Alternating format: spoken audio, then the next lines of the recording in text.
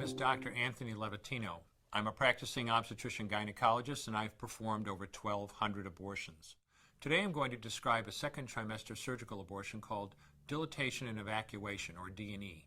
A D&E is performed between 13 and 24 weeks of pregnancy. After administering anesthesia, the abortionist uses a weighted speculum, like this one, that opens the vagina widely.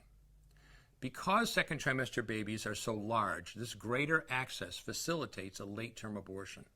Late-term abortion requires that the cervix be prepared 24 to 48 hours in advance with laminaria.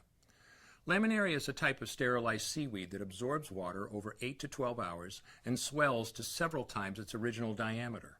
Once removed, metal dilators can be used to further open the cervix as needed.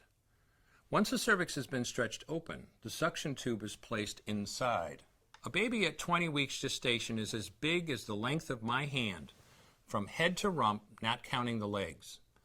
The suction machine is turned on, and pale yellow amniotic fluid surrounding the baby is suctioned out through the catheters. With babies this big, they don't fit through catheters this size.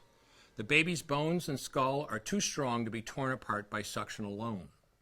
This is a Sofer clamp. A Sofer clamp is made of stainless steel. It's about 13 inches long. The business end is about 2.5 inches long and 1/2 inch wide, and there are rows of sharp teeth. This is a grasping instrument. When it gets a hold of something, it does not let go. The abortionist uses this clamp to grasp an arm or leg.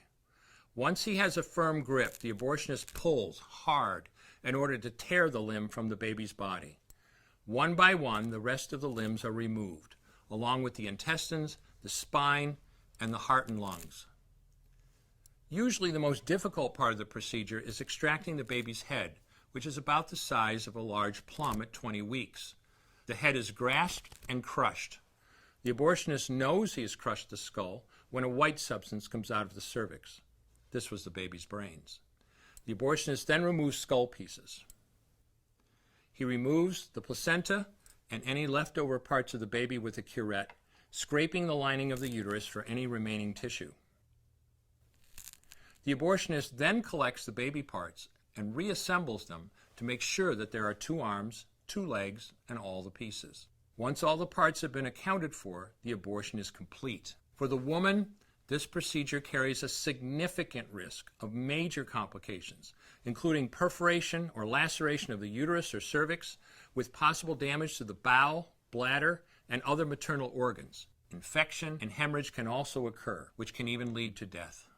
Future pregnancies are also at greater risk for loss or premature delivery due to abortion-related trauma and injury to the cervix. As I mentioned at the beginning, I'm Dr. Anthony Levatino, and in the early part of my career as an OBGYN, I performed over 1,200 abortions. One day, after completing one of those abortions, I looked at the remains of a preborn child whose life I had ended, and all I could see was someone's son or daughter. I came to realize that killing a baby at any stage of pregnancy for any reason is wrong. I want you to know today, no matter where you're at or what you've done, you can change.